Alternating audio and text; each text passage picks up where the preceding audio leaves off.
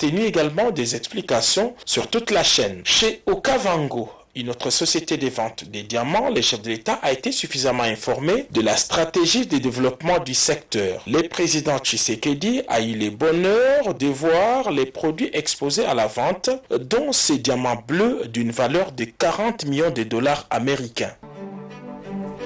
Le Premier ministre Jean-Michel Sama-Lukonde a échangé tour à tour avec la gouverneure de Mai-Ndombe et celle du Lualaba. Les deux chefs de l'exécutif provincial sont venus soumettre au chef du gouvernement les problèmes liés à leur province, nous dit Pati Tondouangou.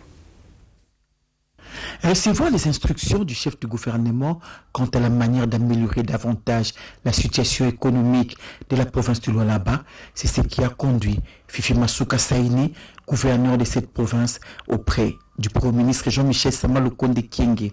La question liée à la sécurité dans cette province n'était pas en reste lors de leurs échanges.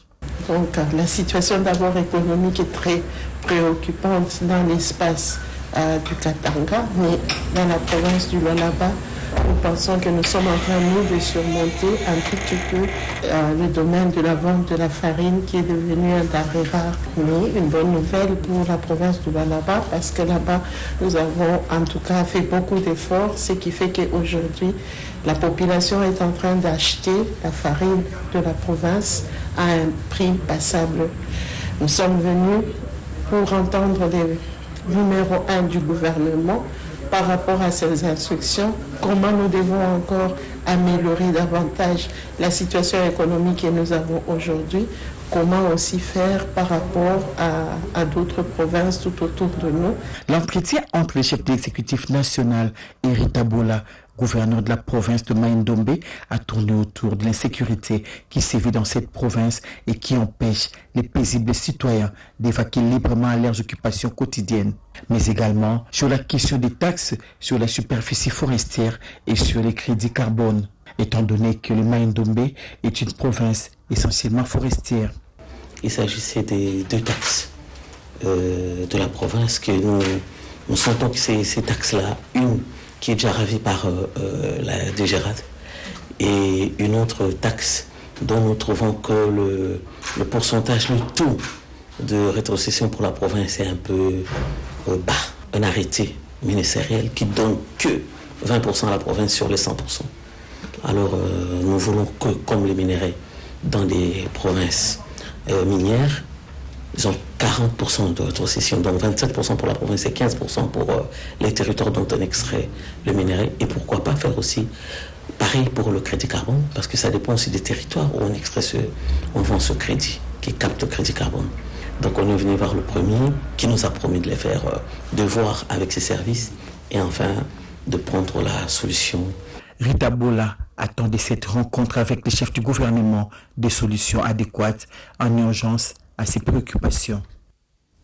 HJ Fondation au chevet des sinistrés de la catastrophe des Kaléé au sud Kivu, une assistance humanitaire de vivre et non vivre leur a été remis le mercredi dernier, un motif de satisfaction pour les sinistrés, nous dit Jean-Pierre Ndolo Demazou. Vivre et non vivre, telle est la composition de l'assistance humanitaire apportée le mercredi 10 mai 2023 à la population sinistrée du territoire de Kaléé en province du Sud Kivu par HJ Foundation après la catastrophe.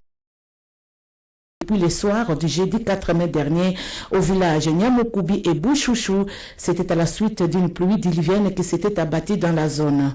Une manière pour Arish Jaktan, promoteur de HJ Foundation, d'annoncer... Nous sommes venus avec une équipe, nos docteurs médecins, qui sont en nombre de, en attendant, deux personnes, les trois vont venir demain, avec une équipe d'infirmiers, les 10 personnes qui on va monter une clinique mobile qu'on va installer avec les 20 lits et plus nous avons tous les matériaux. Ce geste caritatif a été salué par le chef du sous-village Nyamukubi, M. Mobona Marcel. Selon l'administrateur assistant chargé des questions économiques et financières du territoire de Kaléé, Eric Zawadi, l'équipe médicale de HJ Foundation va travailler avec l'équipe médicale locale pour une prise en charge efficace des malades. Nous passons ensemble avec vous, nous pouvons relever ces grands défis que nous avons. Au nom du président de la République, au nom du gouverneur de la province de Rufiji, nous vous souhaitons bienvenue et merci beaucoup pour les dons que vous venez pour nous assister par rapport à cette catastrophe. Signalons que cette assistance est constituée des biens de première nécessité. Il a passé en revue la situation sécuritaire de sa province. Le gouverneur de l'Ituri a, au cours d'un point de presse, présenté les grands axes de la gestion de la province 2 ans après. 2 ans de l'état de siège en Ituri sous le commandement du lieutenant-général Luboya Kanshomandjouni a été caractérisé par l'amélioration de la situation sécuritaire sur l'ensemble de la province ainsi que dans la ville de Bunia. C'est le bilan livré par le gouverneur militaire de l'Ituri devant la presse à Bourassi, en chefferie de Bahema Mitego, situé à plus de 160 km au sud-est de Bunia, à la frontière avec l'Ouganda. Ce que nous souhaitons avec ces populations que nous allons sécuriser, c'est que ces populations retournent dans leur milieu. Nous sommes en train de pousser avec les dialogues. Nous avons eu les dialogues intracommunautaires, toutes les communautés sont passées. Il ne reste plus que le dialogue intercommunautaire. Pas pour le gouverneur, pas pour la MONUSCO, pour les peuples ituriens. Pour le commandant des opérations militaires en Ituri ayant une connaissance parfaite de la philosophie de commandement, l'air est à la réconciliation sincère et sans hypocrisie de fils et filles de l'Ituri pour avoir la paix, l'effet final recherché pendant cette période de l'état de siège instauré par le président de la République, Félix Antoine Tshisekedi Tshilombo. C'est un message ici aujourd'hui pour dire à ces communautés de se réconcilier, de se pardonner, de vivre en harmonie. Et pour vivre en harmonie, il faut l'amour. On ne déplacera jamais une communauté d'ici. Toutes les communautés sont obligées de vivre ensemble. Nous avons les mêmes problèmes aussi vers Ngoté, Dialasiga, où les gens doivent aussi fumer le calumet de la paix, où ils doivent se pardonner. Parce que nous avons déjà fait l'essentiel. Il ne reste plus qu'à dialoguer. Rappelons que dans sa mission d'itinérance sécuritaire dans la partie sud du territoire d'Irumu, le commandant des opérations a visité également Geti, Boga, Tchabi. Question de rassurer cette population de la détermination du gouvernement de la République à imposer totalement la paix afin de bénéficier du programme de développement dans cette partie de la République démocratique du Congo. Une formation de 30 agents et cadres de l'Office congolais de contrôle a été organisée dernièrement en Ituri. Les participants ont été outillés sur le projet d'investissement suivant. Direction générale de l'Office congolais de contrôle en tête Dr Etienne Tshumanga Mutombo a besoin de moyens conséquents pour réaliser plusieurs projets d'investissement. Pour y arriver, il faut de personnes compétentes. Voilà ce qui justifie l'organisation d'une session de formation de 3 jours en faveur de 30 agents et cadres de l'OCC, direction provinciale de l'Ituri en qualité d'officier de police judiciaire à compétences restreintes pour le directeur provincial de l'OCC en Ituri, Freddy Ngoumoudja. Cette initiative vient renforcer le personnel dans les rendements. Et j'en profite pour vous demander à ces équipes de capitaliser cette formation au profit de la République, de la province. Le procureur général près la cour d'appel de l'Ituri, Prosper Mokemayeli, parle de l'importance de cette formation. Vous savez que les textes qui organisent l'Office congolais de contrôle accordent à certains agents et cadres de cet office, l'officier de police judiciaire. L'officier de police judiciaire qui a comme mission principale la recherche des infractions, leurs constats, la recherche de leurs auteurs, la réunion des preuves et déférer les auteurs de ces infractions devant le ministère public.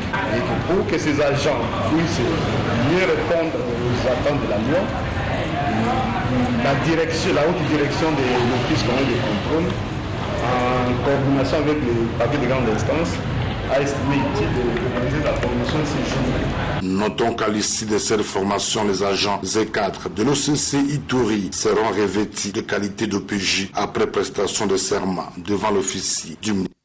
En séance de travail avec la gouverneure du Lualaba, le ministre de l'Agriculture a passé en revue la situation de pénurie des maïs qui ronge la province. La province minière du Lualaba s'est engagée à faire de la revanche du sol sur le sous-sol une réalité. À ce jour, elle dispose d'une capacité de réserve de maïs grain d'une durée de 2 ans. Le gouverneur de province, Fifi Masuka Saini, en ce jour de travail à Kinshasa, en a fait part au ministre de l'Agriculture, Maître José Mpanda Kabangu. C'était au cours d'une audience lui accordée dans son cabinet de travail. La province du Lualaba est en train de travailler sur l'agriculture. Aujourd'hui, nous pouvons nous dire nous sommes fiers parce que nous avons un stock en maïs de 2 ans. Mais nous voulons avoir le ministre de l'Agriculture à nos côtés pour nous guider et nous orienter en plus de ce que nous sommes déjà en train de faire. Il va ajouter pour que nous puissions être dans les standards à pouvoir aider même les autres provinces autour. C'est lui le patron de l'agriculture, le patron de tout ce que nous sommes en train de faire en termes de plantation. Des efforts doivent être fournis pour maintenir le cap et augmenter encore la production. Le patron de l'agriculture, Maître José Mpanda Kabangu, qui encourage la production locale, a promis de soutenir cette province dans cet élan par la revanche du sol sur le sous-sol en vue de matérialiser la vision du chef de l'État, Félix-Antoine Tshisekedi Tshilombo. Les structures mobilisatrices de recettes du Kasaï à l'école du savoir. Le ministre provincial de Finances organise une formation à leur intention, le renforcement des techniques au centre de la dite formation. Suivez. Ces assises prennent part active à cet atelier de séjour organisé par les projets encore dans la province du Kasaï, le chef des divisions des services d'assiette, le délégué de la DGI et des GERAD, ainsi que les hauts cadres et agents de la Direction générale des recettes du Kasaï DGRCAS de la ville, tout comme ceux venus de l'intérieur de la province. Bowenga Efongue, coordonnateur provincial de ce projet, a, dans ce mode de circonstances, remercié le gouvernement provincial pour sa meilleure collaboration. Cette formation des agents et cadres de la DGRCAS est l'une des activités préconisées à cet effet pour dynamiser le secteur fiscal de la province et lui permettre de financer sa politique de développement. De son côté, Miller Milambo Mwambi, ministre provincial des Finances et Civisme fiscal, qui a ouvert cet atelier, a remercié ce projet à travers son coordonnateur provincial et donne ici quelques objectifs de cette formation. La formation des structures mobilisatrices des recettes a pour objectif général de favoriser la maîtrise et l'appropriation pour les cadres et agents de la DGRCAS et des services d'assiette des notions de fiscalité et des procédures relatives à la constatation, à la liquidation, à l'ordonnancement et recouvrement des impôts, droits, taxes et redevances de la province du Kasaï. Le Conseil supérieur du portefeuille et le secrétariat général des structures qui accompagnent le ministère du portefeuille doivent redoubler d'efforts pour que les entreprises publiques subissent la vraie restructuration profonde. Un rappel du ministre d'État, ministre du portefeuille Adel Kaïnda. Cette réunion entre la ministre d'État en charge du portefeuille, les membres de son cabinet, ceux du secrétariat général et du Conseil supérieur du portefeuille de ce jeudi 11 mai 2023 est une véritable interpellation. Cela fait exactement 2 ans, 1 mois et 29 jours que la princesse Adel Kaïnda Maïna est aux commandes de ces ministères. Un ministère qui se doit de se distinguer par un travail de qualité. Et pour y arriver, 3 facteurs sont importants, fait dire le numéro 1 des entreprises publiques, à savoir le respect du temps qui est l'allié de la bonne gouvernance, la valorisation de sa fonction pour mieux œuvrer, le respect des engagements vis-à-vis de l'État congolais. Le portefeuille étant le nœud du développement de notre pays, les agents et cadres sont interpellés dans leur conscience chaque jour et à chaque instant pour avoir un bilan concret et positif. Qui pour que ces entreprises atteignent leur objectif. Prenez la décision pour être à la hauteur de la tâche. Le temps, vous devez les respecter par votre conscience. Prenez vos responsabilités en main pour que, ensemble, ces entreprises soient réellement réalisées. Le secrétariat général, qui est le pilier, le fondement même du ministère, booste la bonne marche des entreprises. À l'idée de généralisation,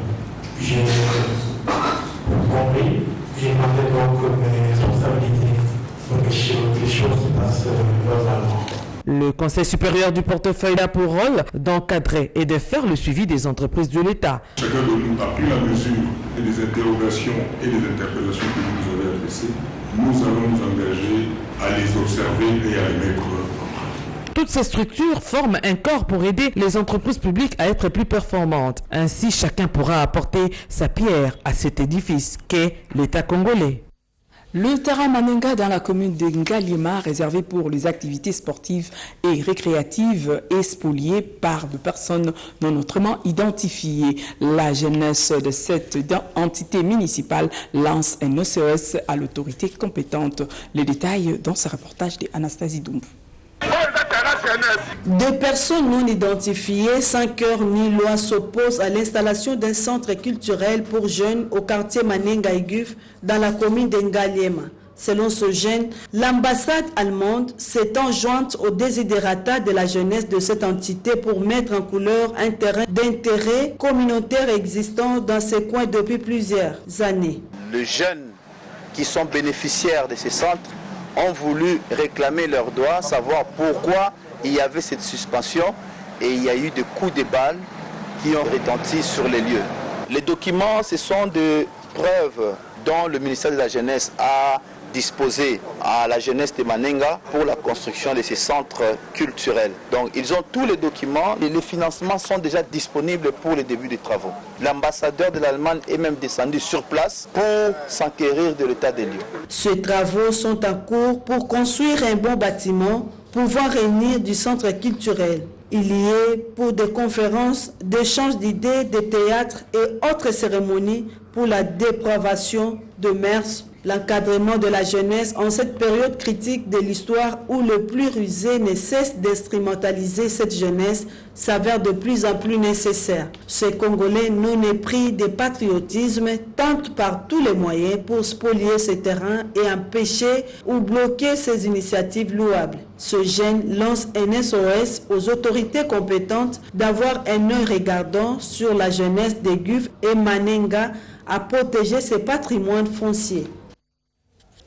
Ouverture hier d'une session de formation de formateurs sur les codes d'éthique et des conduites des militaires organisés pour les services d'éducation civique, patriotique et action sociale avec l'appui de la MONUSCO. Cette formation prévoit des matières pour renforcer le professionnalisme des militaires, nous dit Bobette Inga. Ouvert ce jeudi 11 mai par le général-major Camille Bombele, premier commandant adjoint de SECAS, cette formation permettra à ses formateurs de s'outiller pour jouer un rôle essentiel dans l'application du code de conduite des militaires et surtout leur enseigner à agir avec professionnalisme et éthique dans toutes les situations. Le SECAS avait programmé l'organisation de 3 ateliers au profit des vulgarisateurs du code à travers toutes les unités de FARDC, à savoir les unités de la première région militaire, la deuxième et la troisième. Au menu de cette formation organisée avec l'appui de la MONUSCO, différents aspects du code de conduite militaire et des règles de comportement en temps de guerre et en temps de paix, mais aussi devoirs envers les supérieurs hiérarchiques et les subordonnés. La chef du service de réforme du secteur de sécurité de la MONUSCO reste convaincue que ce projet du code d'éthique et de conduite des militaires est une phase importante dans le processus de réformes institutionnelles entrepris par la RDC. Cette formation est cruciale pour la FARDC car elle permettra de garantir que tous les militaires sont formés selon des normes les plus élevées dans la matière de conduite professionnelle et de comportement éthique. La discipline étant la mère des armées, ce code de conduite renferme des règles et principes qui serviront de guide pour ceux qui ont choisi de servir la nation sous le drapeau d'agir avec honneur, intégrité et responsabilité. Début des missions de contrôle de l'ARSP sur toute l'étendue du pays. Kinshasa est la première ville à se soumettre à ces contrôles. Le DG de l'ARSP s'est entretenu hier avec le gouverneur de la ville de Kinshasa. C'est dans l'avant-midi de ce mardi 9 mai 2023 que le numéro 1 de la sous-traitance en RDC a été reçu par le gouverneur de la ville-province de Kinshasa. Leur entretien a tourné autour de la grande mission de contrôle de conformité de la loi régissant de la sous-traitance qui s'effectue sur la première ville du pays et qui constitue la première étape de ce long périple. L'honorable Miguel Katen-Kachal a donc présenté au gouverneur Ngobila Gentini les tenants et les aboutissants de cette opération de grande envergure. Nous pensons que tout va bien se dérouler. Nous comptons sur leur bonne collaboration. C'est la vision du président de la République, chef de l'État, son Excellence Félix Antoine Tshisekedi Tshilombo, qui aujourd'hui est plus que déterminé pour changer la donne de la sous-traitance dans notre pays. Nous venons d'entrer dans une phase de changement et c'est une phase très historique. La détermination est visiblement grande dans cette quête du rétablissement de l'ordre au secteur de la sous-traitance en RDC. Le gouverneur de province a très bien salué les débuts du contrôle et surtout que ça commence dans sa province qui est sa juridiction. Et il y a ceux qui pensaient peut-être que le contrôle ou l'ARSP c'était uniquement dans les sociétés minières. L'autorité de régulation de la sous-traitance n'intervient pas seulement dans les sociétés minières, ça concerne toutes les activités de l'économie nationale. C'est comme ça que nous avons commencé dans la ville-province de Kinshasa et après nous allons entamer notre contrôle dans d'autres provinces. Le DG de la RSP et les gouverneurs de la ville-province de Kinshasa se sont donc accordés en termes de la passerelle de collaboration en perspective d'un meilleur résultat. La dynamique progressiste révolutionnaire de l'opposition républicaine décline l'appel à une revendication qui ne cadre pas avec la sienne. Déclaration faite hier lors d'une conférence de presse. La dynamique progressiste et révolutionnaire de l'opposition républicaine DIPRO décline l'offre de la marche de l'opposition projetée pour ce samedi 13 mai à Kinshasa. Maître Constant Mutamba, son président national, a exprimé la position de cette formation politique au cours de cette conférence de presse axée sur les questions politiques de l'heure, l'insécurité et le processus électoral. La DIPRO salue les efforts du gouvernement, notamment la coopération avec la SADC dans le domaine de la défense. Maître Constant Mutamba a appelé le gouvernement de la République à réformer l'armée et services de sécurité pour sauvegarder l'intégrité du territoire. Autre question abordée, c'est celle de la politique préventive pour pouvoir épargner la population du danger lié aux catastrophes naturelles telles que survenues à Calais. Il y a le conflit Kéaka. Non, nous avons condamné plusieurs fois et nous apprécions à juste titre les efforts que le gouvernement de la République déploie. Je pense que derrière ce phénomène, il y a de fortes probabilités d'infiltration. Nous devrions plus que jamais nous solidariser, nous mettre ensemble pour buter dehors, pour buter jusqu'aux dernières géoles tous ces ennemis de la République qui veulent nous mettre à genoux. Alors, s'agissant de la question de la marche, là, c'est l'opposition, le bloc de l'opposition radicale, parce que nous sommes de l'opposition républicaine.